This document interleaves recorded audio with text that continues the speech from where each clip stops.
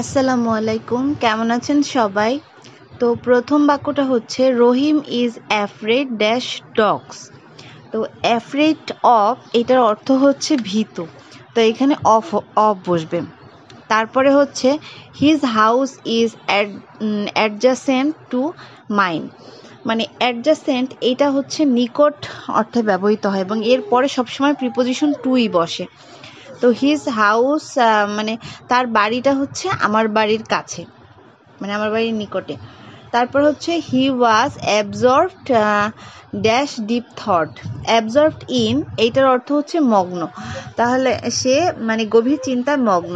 তারপর হচ্ছে নেভার জিয়ার ড্যাশ দ্য পোর।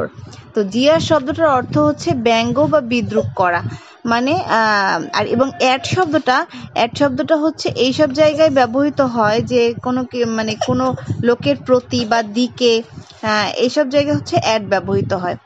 তারপর হচ্ছে হি ওয়ার্কড টু দ্য স্টোর। তো টু শব্দটা মানে টু শব্দটা সবসময় এটা এখানে টু কোনো কিছুর দিকে এটা বোঝাচ্ছে আর কি, সেই জন্য এখানে টু ব্যবহৃত হয়েছে। তো আশা করছি সবাই ভালো লেগেছে, সবাই ভালো থাকবেন। আল্লাহ হাফিজ।